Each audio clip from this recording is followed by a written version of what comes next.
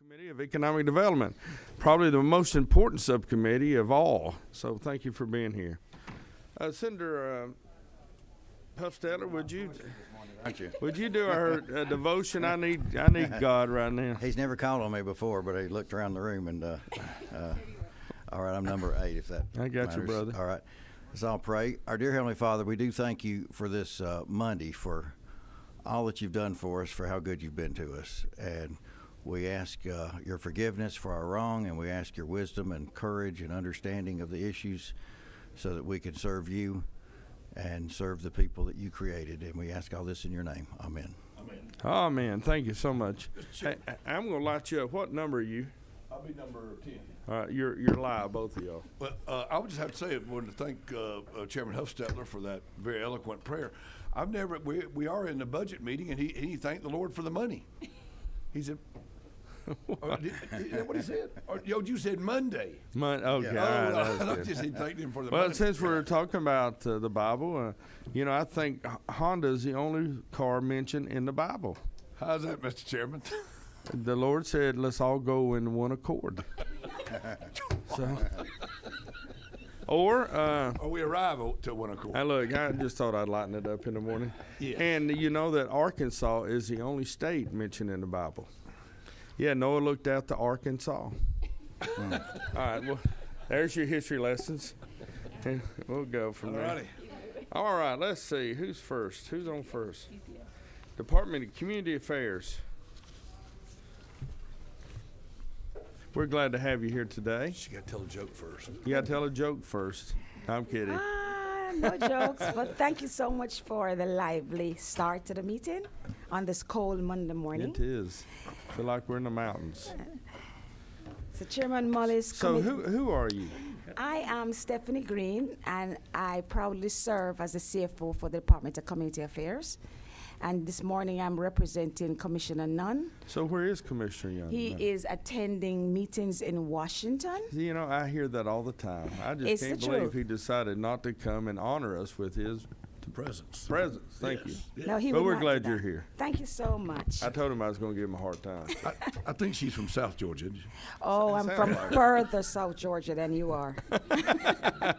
All right, you shall begin. Thank you Okay. for being here. So we do not have a lot of ads in the FY23 budget, but the budget includes additional funding of $1.3 million for the COLA adjustment payments and the 40 hours of annual leave and ERS contributions for 18% of DCA's budgeted positions.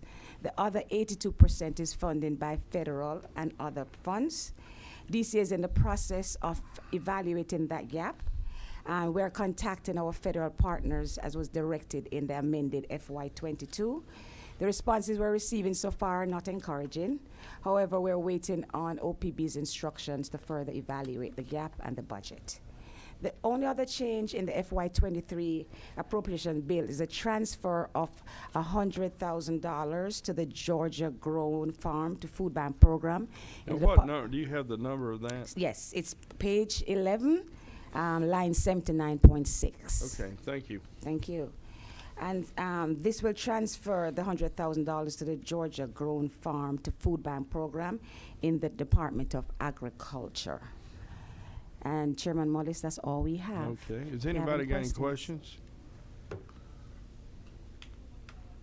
Nothing. Oh, okay. You had that look like you were about to say something. Well, Send again, our mics are open, just to let you know. All right. Yes, sir. It's okay. You don't have to if you don't have one. Look, thank you so much for being here. We appreciate it. And thank you for all you do. And Christopher Nunn and his team, we're grateful.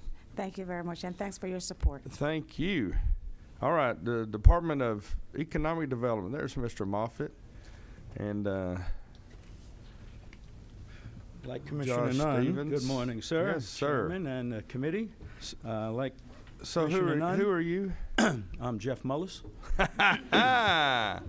Not really, but John Moffitt with Department of Economic Development, and the commissioner, like Commissioner Nunn, is traveling on business right now. so you're saying Promoting the Commissioner state. Wilson didn't feel it important to be here at this committee meeting? No, he did feel That it supplies important to be his here. money he for his told me to department? say thank you for all the years of service. We All will right. miss you. Thank you. And, Mr. Chairman, if I could, yes. it seems like since you're a lame duck now that people are sort of not showing up for your meetings. Is that the pattern I'm getting? Or? Could be. And look, this is a powerful lame duck. So Yeah. anyway, keep going. But thank you for all the years. You've been a great What? friend and ally to our Excuse department. me, John. Oh, Go sorry. ahead, Butch. John, there's nothing worse than a lame duck with an attitude.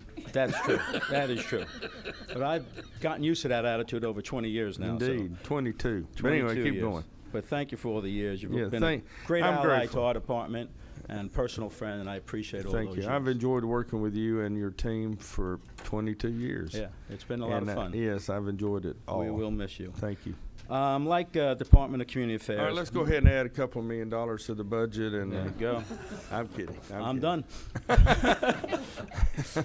But All right, tell us where you're reading from or looking at. so we are reading from page 13 up through 22, but we only have a couple of changes, just like Community Affairs. Most of the items are the across the board for the $5,000 raises, for the COLA, the retention with the 40-hour work week, and also helpful in paying some of those forfeited leaves into the retirement system.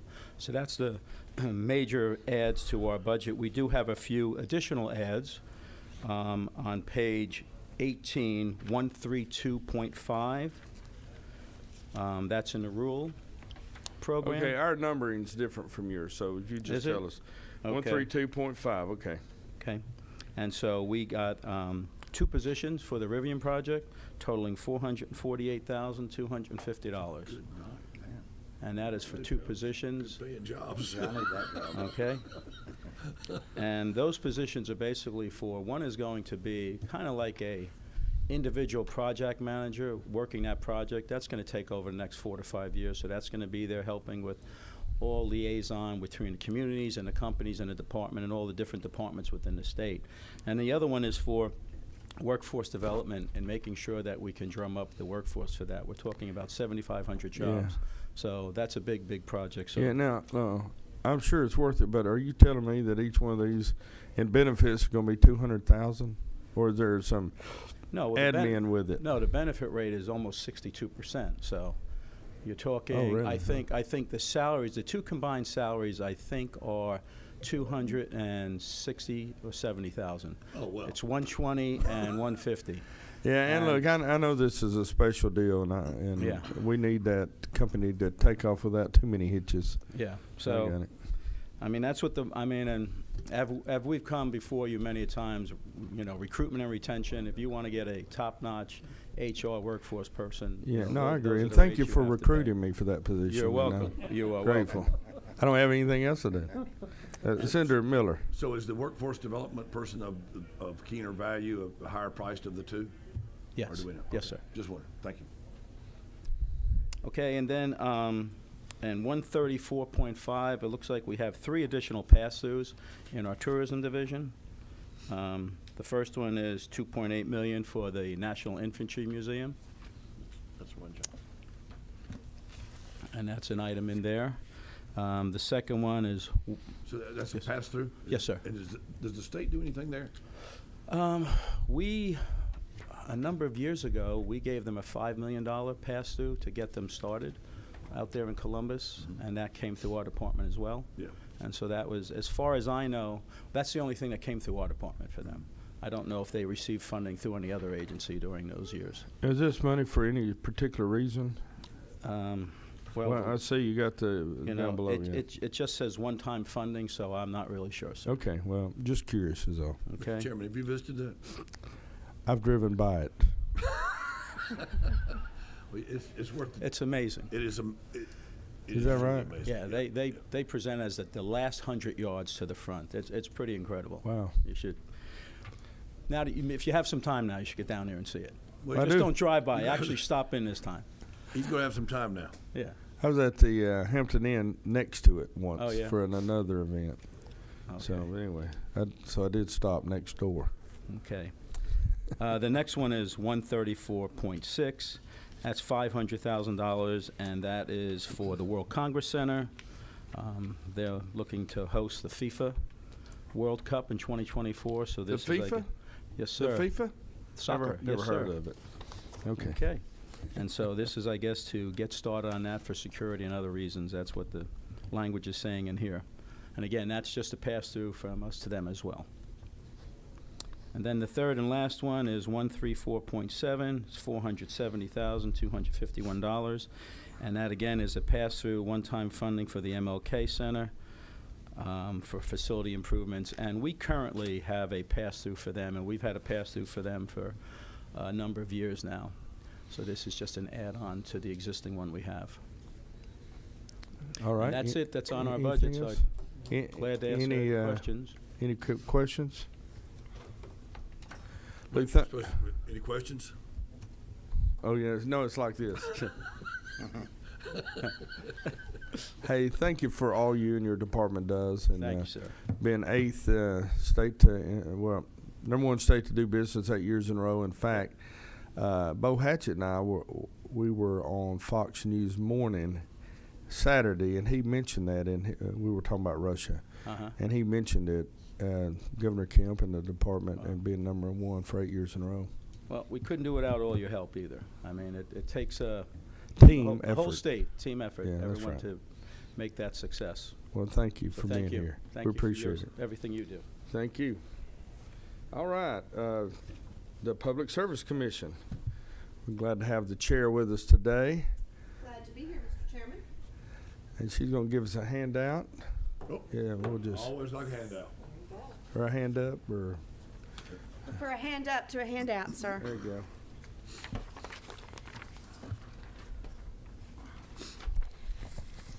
It's great to be with you all this morning, especially you, Chairman Mullis. Thank you.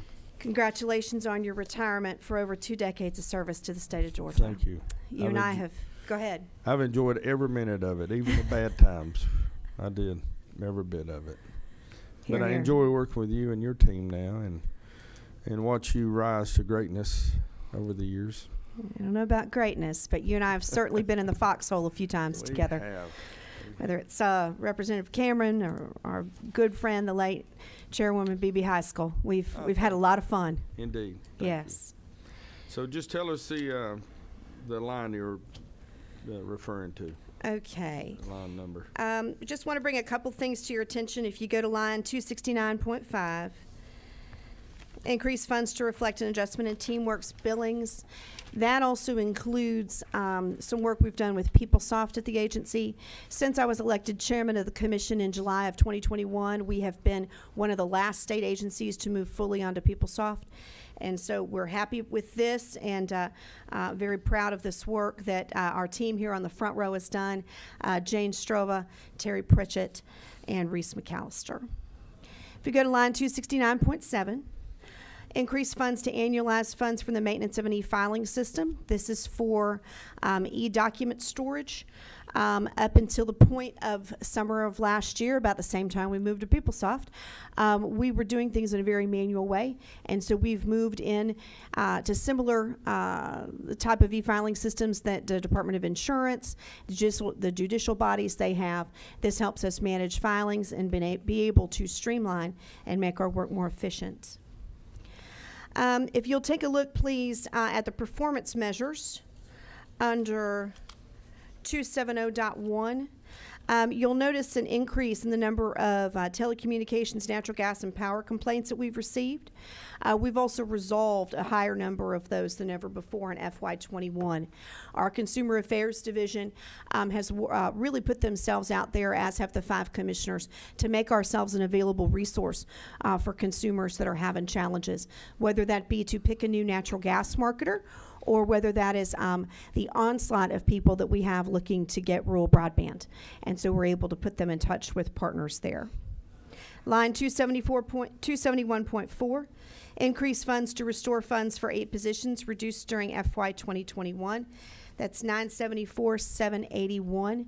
That will bring our agency not back to where we were fully staffed, but it certainly does assist us, especially on utility regulation side. If you want to look at your handout, I do talk a little bit about those positions. We've lost positions over the past several years, mostly due to retirement. We did lose a great number of positions during the recession. This helps us be able to reinstall some of those full-time positions. If you look down for just a moment at bullet number 4, the PSC has demonstrated how the work of key employees really does save Georgians money. For example, 2 years ago, we asked for $150,000 to fund 2 new Call Before You Dig investigators. Look at the increase that we've seen there, and that increase has been $521,305. That's money that the PSC does not keep. That goes directly into the Treasury, and that is for us to ensure the safety and security of our state's pipeline system.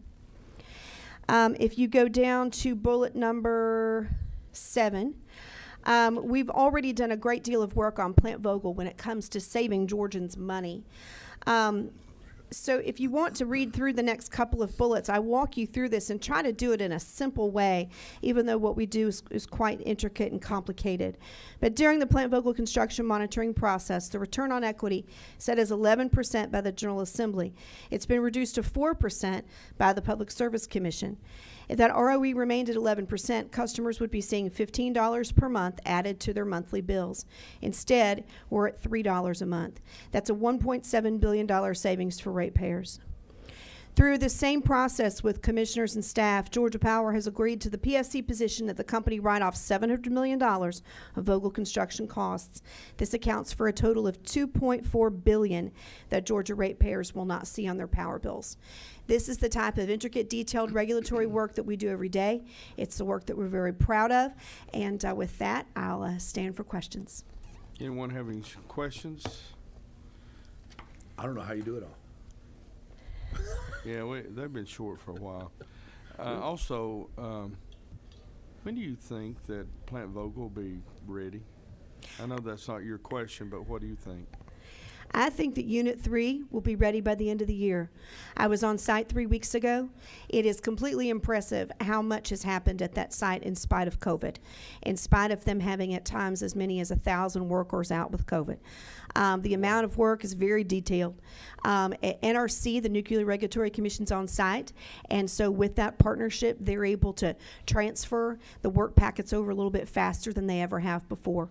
I think we'll see Unit 4 track anywhere between 3 to 4 quarters after that, which is what's been estimated from the beginning. Wow. Anyway, thank you for monitoring that, and thank you for all that you do. And we appreciate your team, as well as Tom Krause, who used to work with us a while back. Took us a while to get rid of him, but we appreciate y'all taking him up. Just kidding. We're going to miss you. Thank you, dear. I appreciate it. Give Thank my you. best to your commissioners. Will do. Thank Y'all you. have a great day. Anybody have anything to bring before this committee? Butch, Senator Miller, Pro Tem, next Lieutenant Governor. What do you want? Just keep going. I would just like to recognize our intern, Paige, here from Kennesaw State. She's been going to these subcommittee meetings and taking notes, and shows a lot of initiative. And I like that. Impressive. So you got a good team down there. I do, and I've got 2 other interns doing fine jobs. They're all 3 kind of competing with each other to get the most done. And I know they're tested by your chief of staff periodically. Every day. Every day. I'm talking about official written tests. Official written tests. They have how many quizzes have you had, Paige? Yeah. So Right. we don't want we want pages to have benefit from the program. Indeed. Is there anybody else?